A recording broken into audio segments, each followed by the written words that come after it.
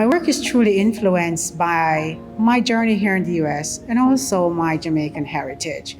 It's bold, it's in your face, it's vibrant, so it really can't be placed in a box. I came from an environment where I felt safe in Jamaica. I had family members, I had friends I grew up with, and I came to the US by myself for college. It was a total different environment, and I had to figure out how to deal and survive in this environment.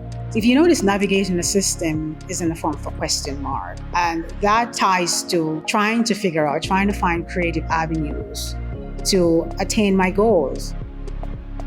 It wasn't apparent to me, but once I start explaining the piece, I realized it was my experiences here, the adversities, opportunities, just going through life and trying to figure out how to survive here.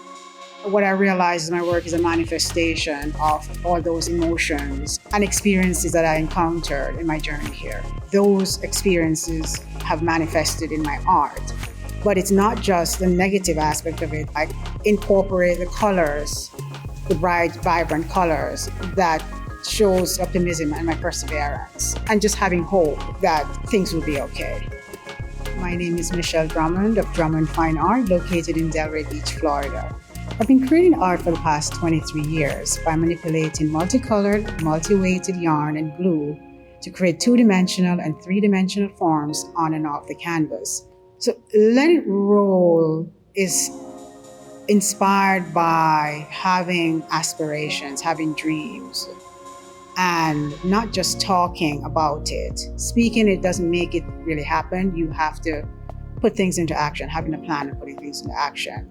And most of my life, I've always had the aspiration for bigger and better things. I would say I talk the talk, but I also walk the walk. What got me working with yarns by accident? In college, I took a sculpting class and I was tasked to create a linear form. And I said, linear form?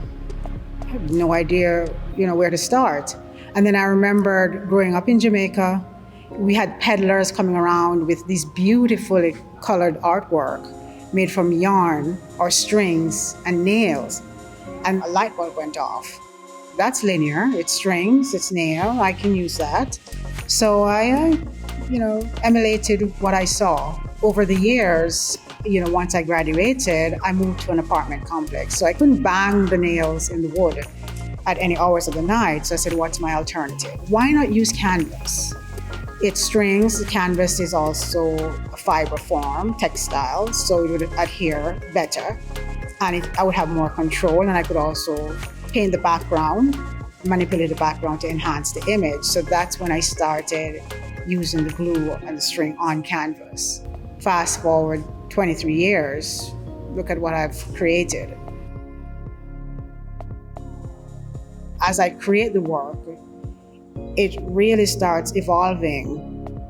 And so the final product may be some semblance of what I initially envisioned, but it's usually even a better product from what I envisioned. I normally start by having this image in my head. It comes to me, I may be in a spin class. I have a 14-year-old son. He may say something to me, and then I get this vision.